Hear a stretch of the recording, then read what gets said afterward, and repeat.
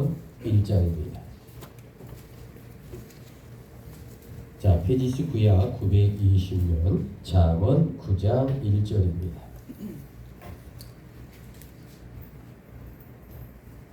자, 1절 잠언 9장 1절 먼저 제가 봉독합니다. 지혜가 그의 집을 짓고 7 기둥을 다듬고. 자, 2절 짐승을 잡으며 천천히 고백합니다. 시작. 짐승을 잡으며 포도주를 혼합하여 상을 갖추고. 자, 이게 본문이 길기 때문에 중략하고 10절을 저와 함께 봉독합니다. 여호와를 시작.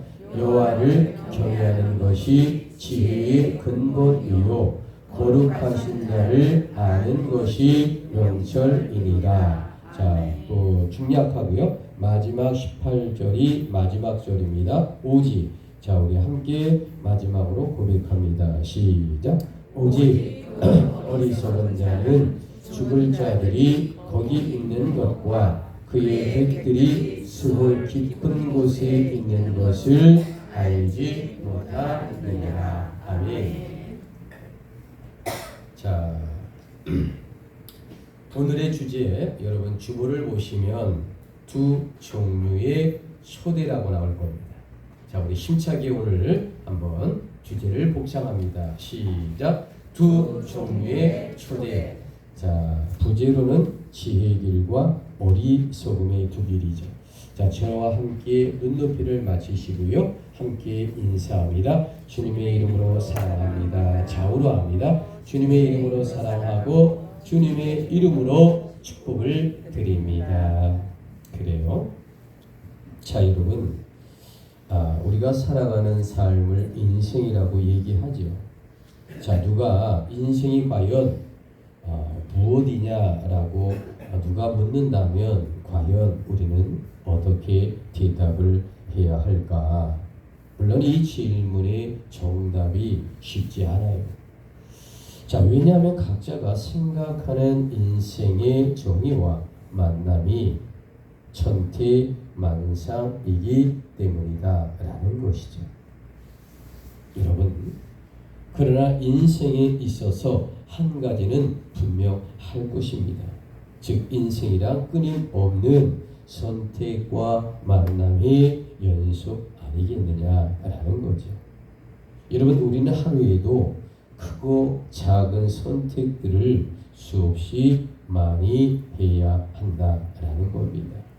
그런데 그 순간의 선택과 만남들이 결국에는 나란 존재를 만들어 간다라는 것이죠.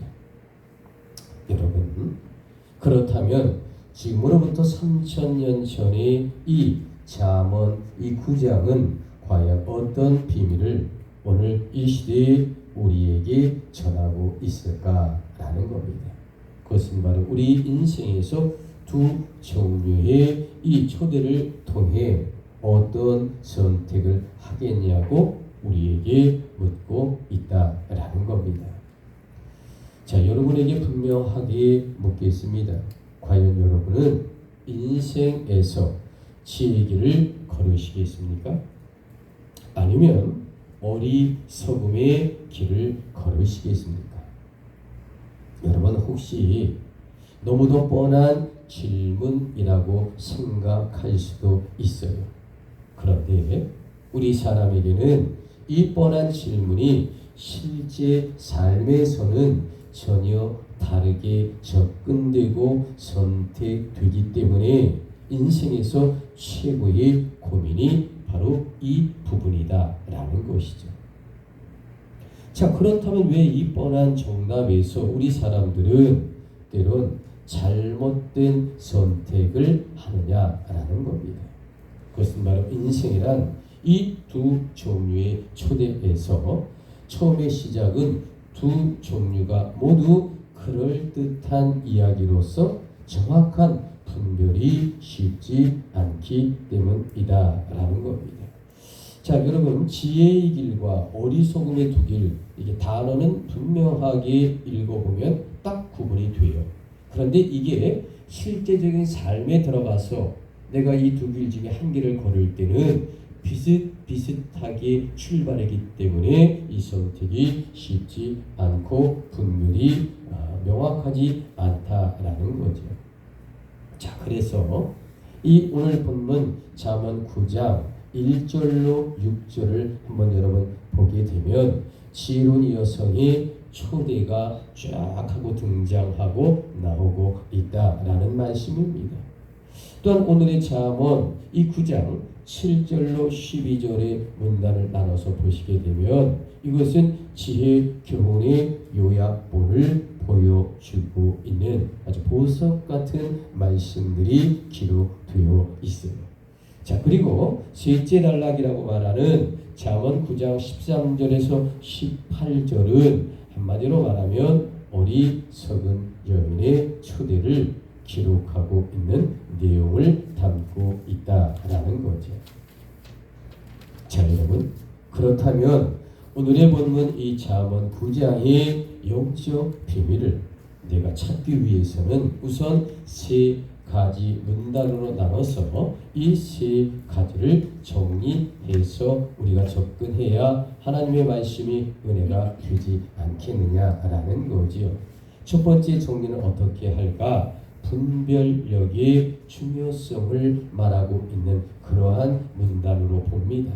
자, 우리 잠언 9장 6절 우리 눈높이를 맞춰보시고요. 오늘 본문의 바이블 텍스트 어리석음을 버리고, 자, 어떤 말일까? 6절을 천천히 의미하며 고백합니다. 시작. 어리석음을 버리고 생명을 얻으라. 명철의 길을 하라 하느니라.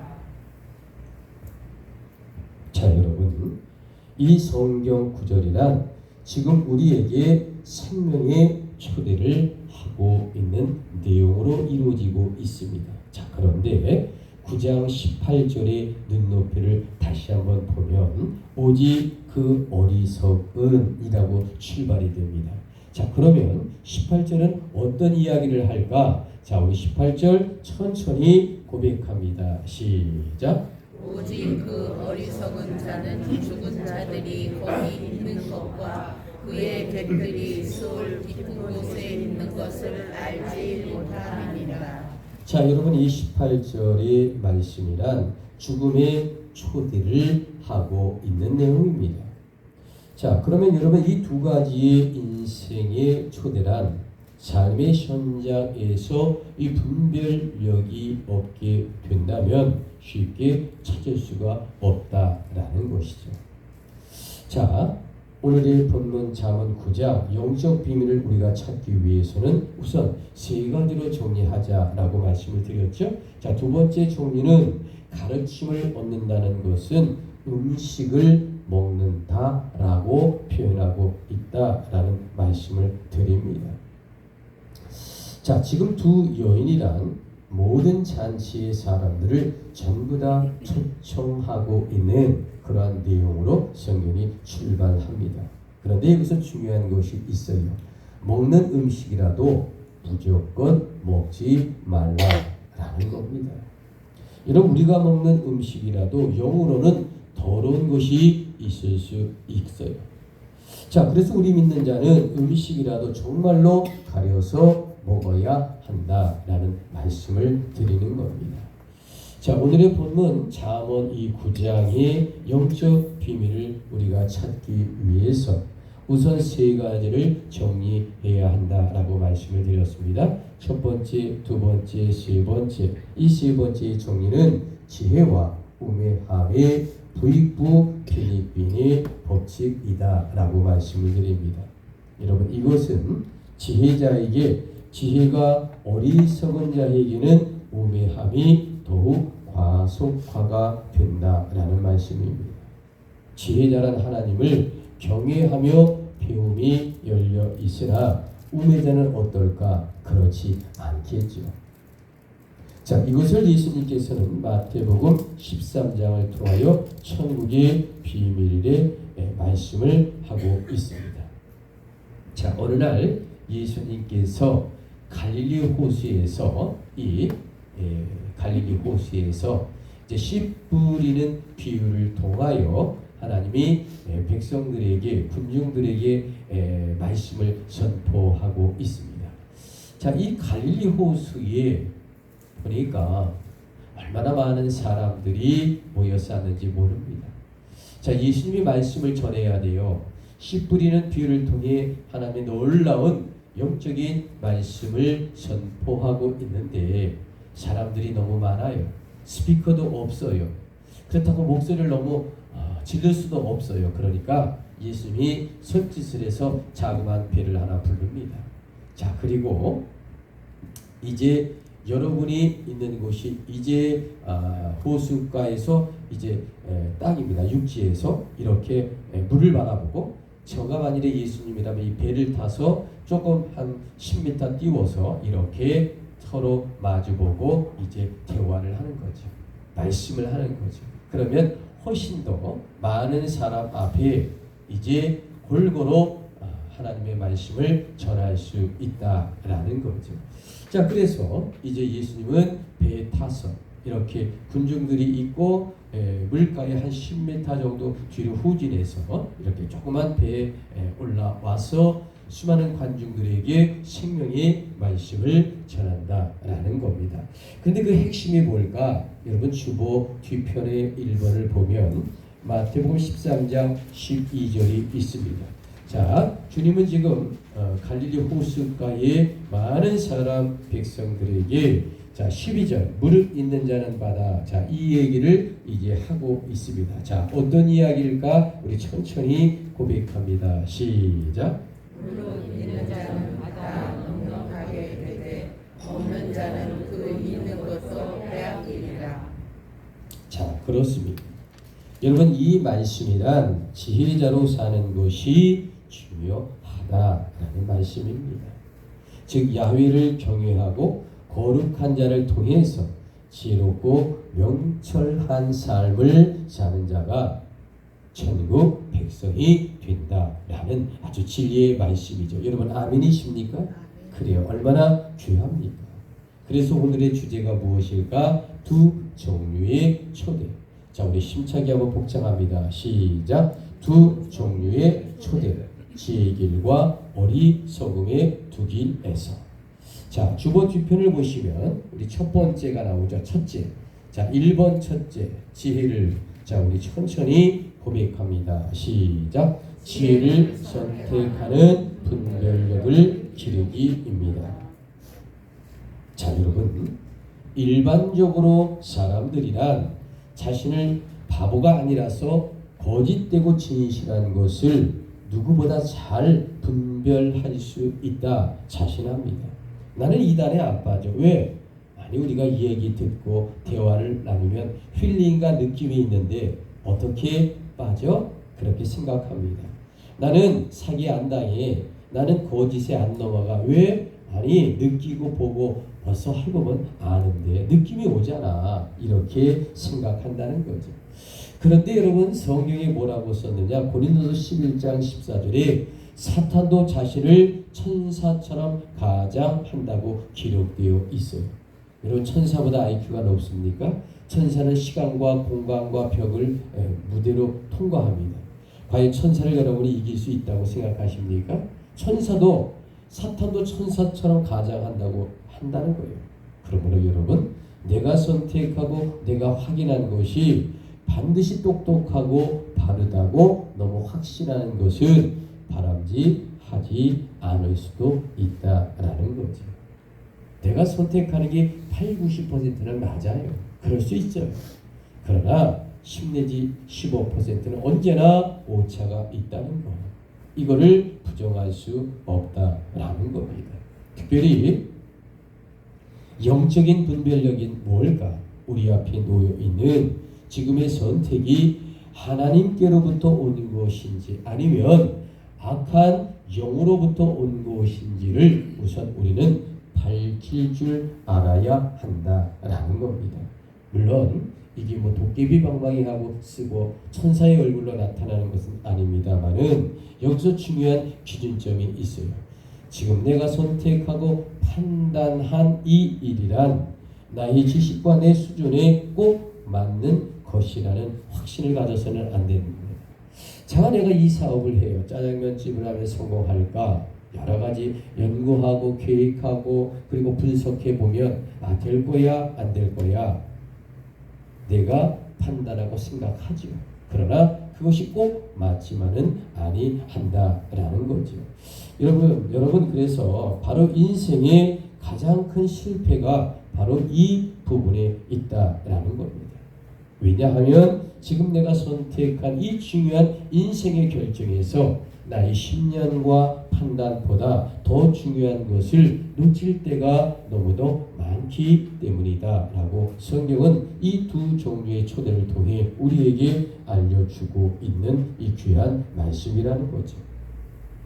자, 여러분, 정확하게 말하면 우리 인생에서 어떤 결정과 선택이란 바로 내가 올바르게 하는 것이 아닙니다. 우리가 인생을 바르게 살고 풍요롭고 행복하고 나눔을 살기 위해 나름대로 배우고 학교 다니고 또 공부하죠. 그런데 여러분, 똑똑하면 잘 사나요? 똑똑하면 판단을 잘하나요? 물론 무식한 것보다 조금 낫겠죠. 자, 그런데 언제나 우리 인생에서 내가 결정하고 선택한 것이 언제나 100% 올바르지 아니하다는 것을 우리가 인정해야 되는 거죠. 꽃길만 걸을 수 없잖아요. 이 지구상에 꽃길만 걸은 사람 있으면 목사님한테 알려주세요. 저도 구경 갈게요. 없어요.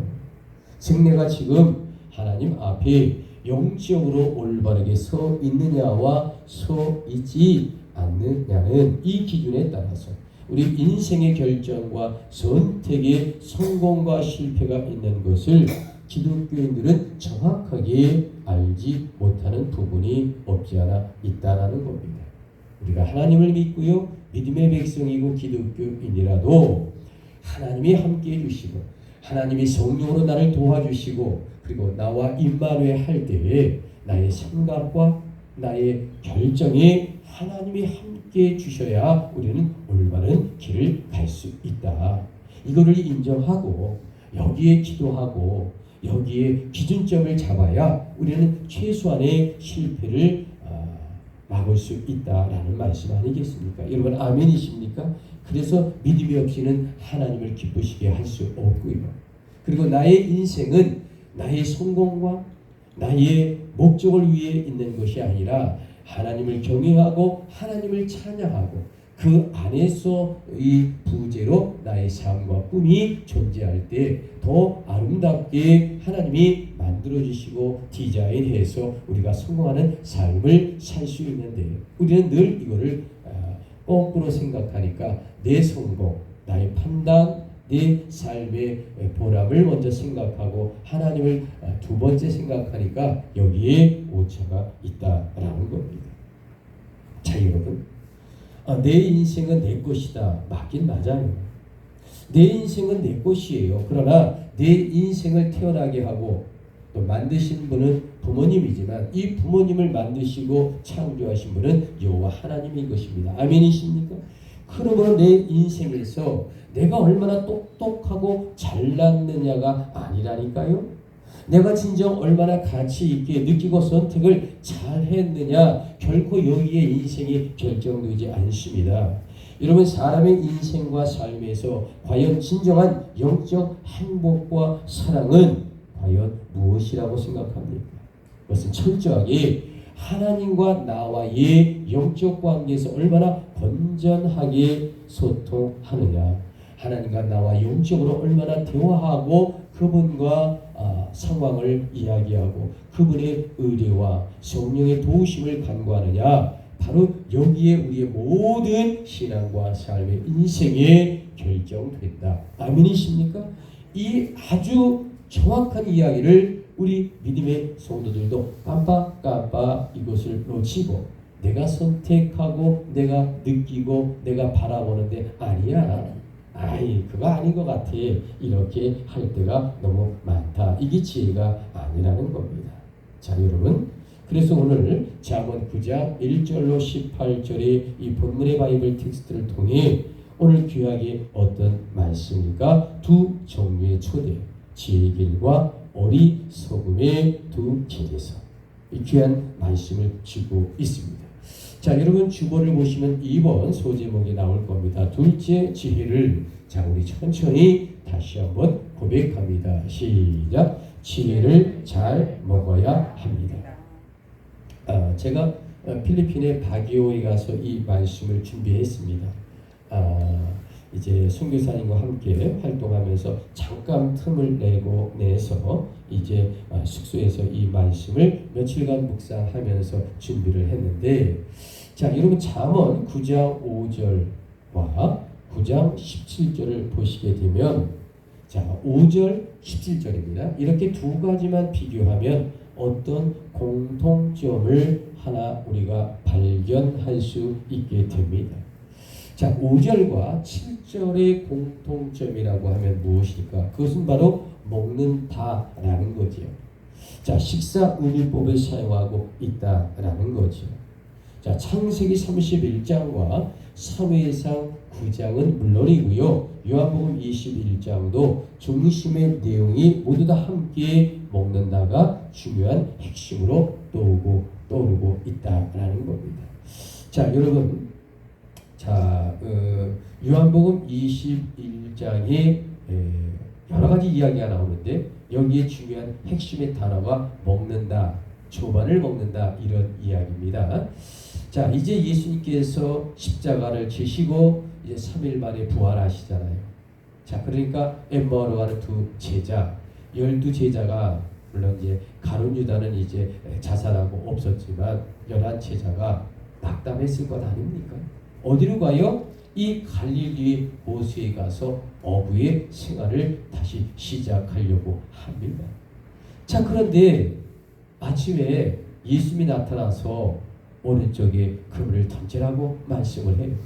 그래서 많은 고기를 잡고 이제 예수님인 것을 알고 이제 배를 몰고 육지로 와서 딱 내려보니까 예수님이 조반을 차려놓고 음식을 같이 먹는 장면이 나옵니다. 여러분, 이것이 어디에 있냐면 요한복음 21장이죠. 자, 그런데 이때 예수님께서 기적적으로 나타나셔서 조반을 함께 먹고 아침 식사를 하십니다. 자, 우리 주보 2번을 보면 이 장면이 그림처럼 등장합니다. 요한복음 자 21장 15절 주보에는 2번 이렇게 기록해 놨습니다. 그들이 자 어떤 장면인가 여러분이 한번 상상을 하면서 천천히 저와 함께 봉독합니다. 시작. 그들이 조반 먹은 후에 예수께서 시몬 베드로에게 이르시되 요한의 아들 시몬아 내가 이 사람들보다 나를 더 사랑하느냐 하시니 이르되 주님 그러하나이다. 내가 주님을 사랑하는 줄 주님께서 아시나이다. 이르시되 내 어린 양을 먹이라. 그래요. 자, 여러분, 사람이라는 게 뭘까? 뭔가 먹으면서 대화를 나누고 그리고 가까워지는 것 아닙니까?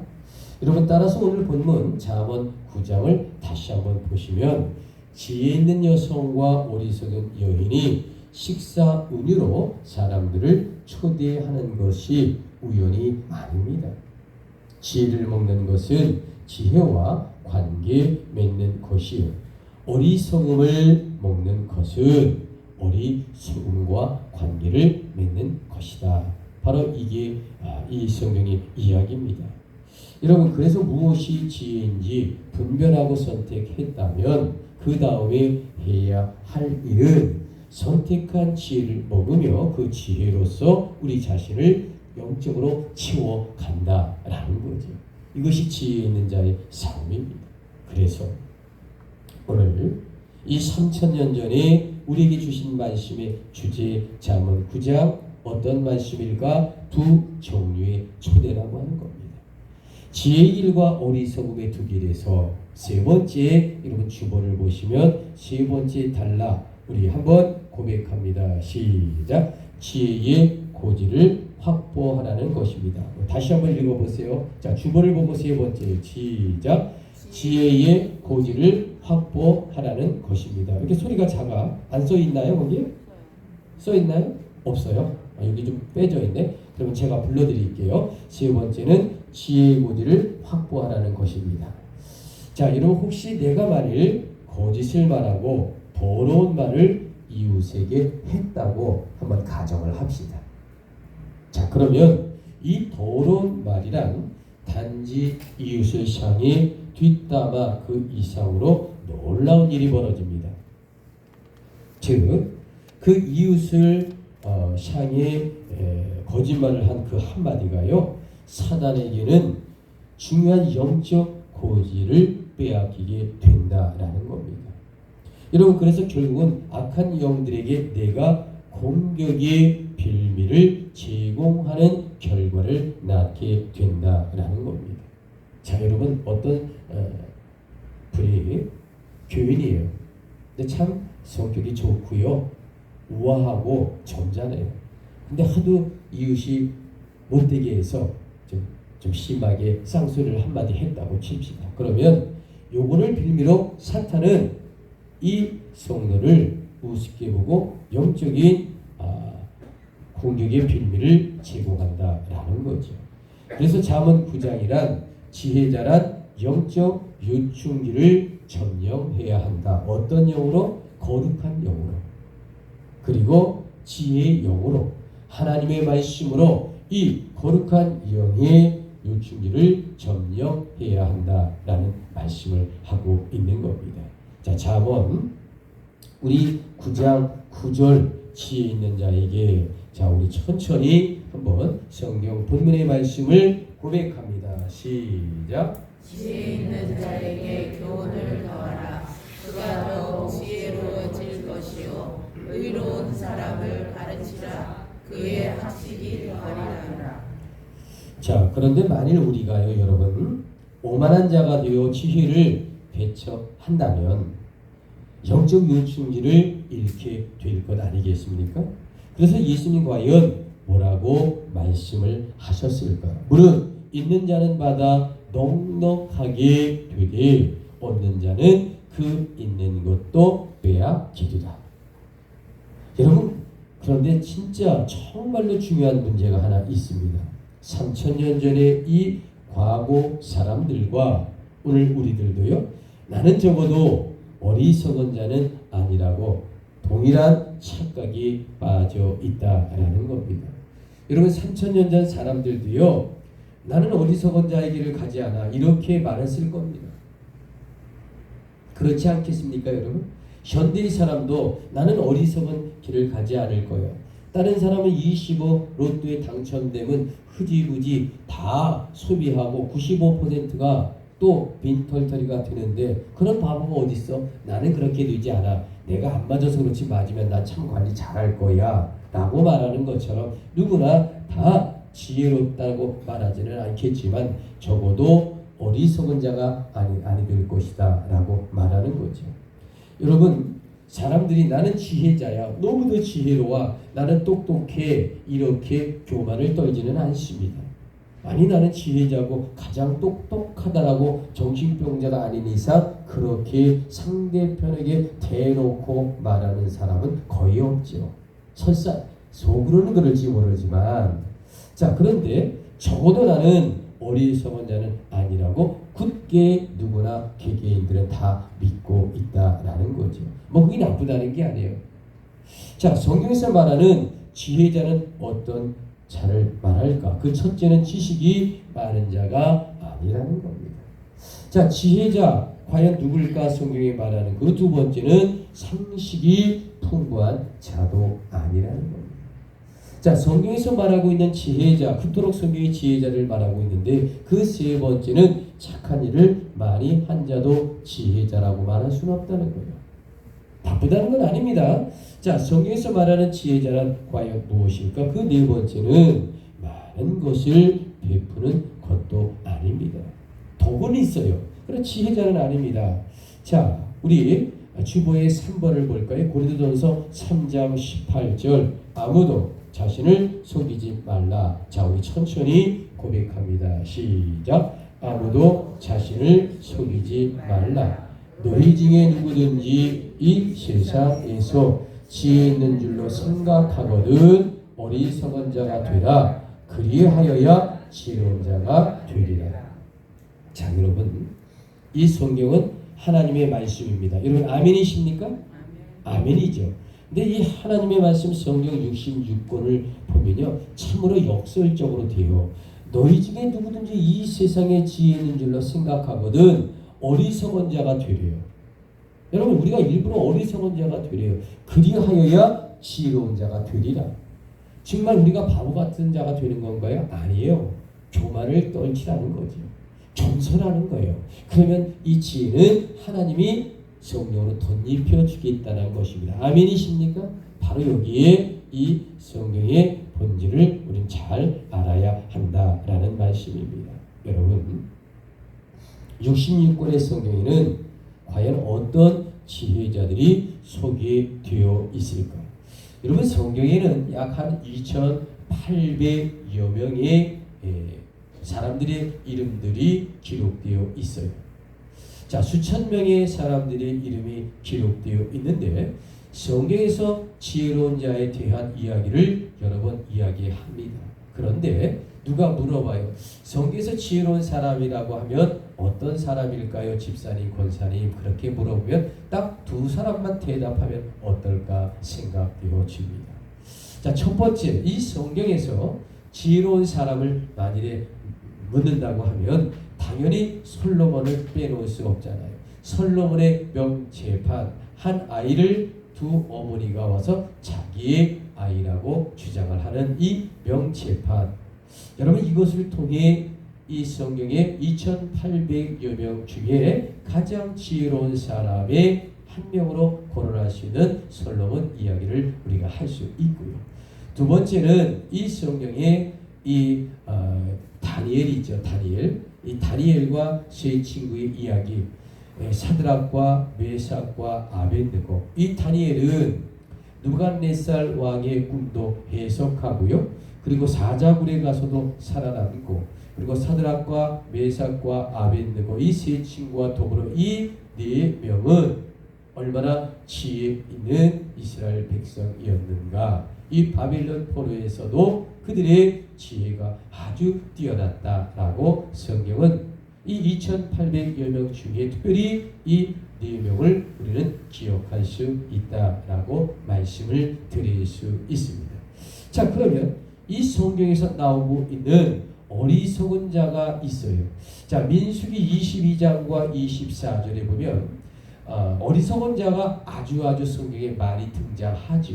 그런데 대표적인 케이스로 한 두 사람을 뽑으라 그러면 이 발락과 발람을 꽂을 수 있을 겁니다. 자, 이 지도를 한번 볼까요? 자, 이스라엘 백성들이 이 모압 땅을 이 모압 땅을 지나가야 돼요. 자, 그러니까 이 모압 왕이 어떻게 했냐면 이 발락에게 한번 이 이스라엘 백성들을 지나가지 못하고 저주를 했으면 좋겠다. 이 거짓 선지자 발락에게 요청을 합니다. 그랬더니 모압의 거짓 선지자 발락이 자기보다 더 뛰어난 거짓 선지자가 어디에 있냐면 여기에서 600km 위로 올라가면 여기에 유브라데스 강이 있어요. 이 하루 쪽에 사는 발락이라고 하는 기가 막힌 거짓 선지자가 있어요. 자, 무당은 무당끼리 통하잖아요. 거짓 선지자는 거짓 선지자에게 통하니까 왕이요, 이 발람을 초청해 와야 이스라엘 백성들을 저주할 수 있습니다라고 조언을 하니까 이 발락이 발람을 초청해서 이 사해바다 아므론론과 아르엘 이 부분까지 이 발람이 오게 됩니다. 자, 이 발람이 이제 나귀를 타고 그 먼 길을 이제 황금 그다음에 뭐 어마어마한 보석을 준다고 하니까 이제 나귀를 타고 오는 거예요. 자, 오는데 여기까지 다 왔어요. 사해바다 우측에 아므론강 아르엘까지 도착을 거의 할 무렵인데, 자, 여러분 민수기 22장과 24장을 보면 아주 초유의 사건의 이야기가 등장하는데 나귀가 가다가 또 버팁니다. 안 가겠대요. 자, 여러분 주인이 나귀를 이제 발로 툭툭 칩니다. 야, 빨리 가자. 너 힘드니? 오랜 먼 길을 왔으니 너도 힘들겠지. 가자. 발로 툭툭 칩니다. 안장 위에서. 근데 이놈이 말을 안 들어. 그래도 안 움직여. 그러니까 회초리로 한번 머리를 때립니다. 그래도 안 들어. 그러니까 성질이 날 거 아닙니까? 가야 되는데. 그러니까 발로 차고 회초리를 때리고 막 그럽니다. 그랬더니 이 나귀가 뭐라고 하냐? 왜 나를 때려? 이 나귀가 사람 말을 하는 거예요. 신경질을 내며 주인한테 대듭니다. 그러니 발람이 깜짝 놀란 것 아닙니까? 아니 이 동물, 이 나귀 새끼가 자기에게 지금 대들고 덤벼요. 사람의 말처럼 항의를 합니다. 이런 사건이 초유의 사건이 이 성경 민수기 22장 24절에 보면 이 발락과 발람의 거짓 선지자의 이야기가 정말 거짓말처럼 현실로 등장하는 이야기가 나오고 있습니다. 그러니까 2,800여 명 중에 뭐 엔돌의 접신한 신도 있고 여러 가지가 있지만, 그런데 아합 왕도 있고 있지만 가장 못된 어리석은 자를 두 사람 한번 이야기해 주세요. 그러면 발락과 발람 선지자, 이름도 비슷하니까 외우기 좋아요. 그렇게 한번 우리가 상상으로 아니면 알고 있으면 도움이 된다라는 거죠. 자, 어쨌든 하나님은 놀랍게도 사람이 너무 못되게 행동하면 동물을 통해서도 그 못된 자를 깨우치게 하는 놀라운 이야기가 이 민수기에 정말 그림처럼 이야기가 나오고 있다라는 말씀을 드립니다. 자, 여러분 오늘의 말씀을 정리합니다. 그렇다면 여러분 성경에서 어리석은 자는 과연 누구일까? 첫 번째 갈라디아 교인들이라고 이야기합니다. 두 번째는 남자의 유혹에 약한 여자라고 말합니다. 자, 세 번째 어리석은 사람은 디도서 3장을 보니까 그리스도를 모르는 자라고 나옵니다.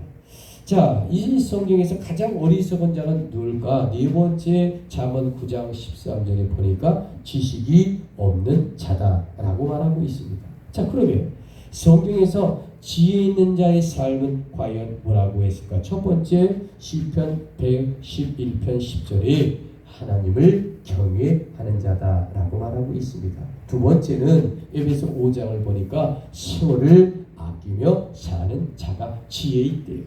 세 번째는 이사야 11장에 성령 충만을 받는 자가 지혜 있다라고 말합니다.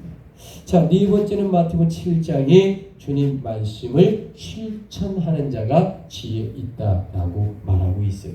자, 그러면 여러분 다시 한번 오늘 본문의 말씀 이 3000년 전의 잠언 9장을 통해 우리에게 알려주는 영적인 비밀, 참다운 지혜를 어떻게 이야기할까? 그 첫 번째가 가본으로 여러분 주보를 보시면 정답이 이 영의 말씀이 나와 있습니다.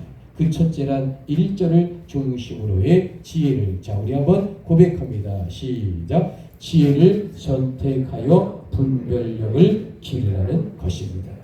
자, 지혜가 그의 집을 짓고 일곱 기둥을 다듬고. 자, 1절의 정답을 우리에게 주고 있어요. 자, 여러분 이 3000년 전의 잠언 9장 과연 우리에게 어떤 영적 비밀을 지혜로 알려주고 있을까? 그 두 번째는 5절의 정답이 있습니다. 자, 이 나번입니다. 시작. 선택한 지혜를 잘 먹고 마시면서 우리의 존재를 지혜로 채우라는 것입니다. 자, 5절을 보세요. 너는 와서 내 식물을 먹으며 내 혼합한 포도주를 마시고. 자, 여러분 이 3000년 전의 잠언 9장이란 과연 우리에게 어떤 비밀을 지혜로 알려주고 있을까? 답원입니다. 그 세 번째는 12절인데 지혜를 분별하고. 시작. 지혜를 분별하고 지혜로 자신을 채우는 순간 영적 요충지를 점령할 수 있다는 것입니다. 나 지혜로 말미암아 내 날이 많아질 것이요 내 생명의 해가 내게 더하리라. 여러분 이 말씀에 진실로 아멘이십니까? 아멘이십니까? 그래요. 오늘 이 성경의 이야기 바로 3000년을 초월한 우리들의 이야기다라는 거죠. 여러분 인생이란 꽃길만 걷는 것 아닙니다. 그러므로 인생의 두 종류의 초대에서 주를 경외하는 지혜길을 걸으시길 주님의 이름으로 고백합니다. 여러분 아멘이십니까? 아멘이십니까? 기도하겠습니다.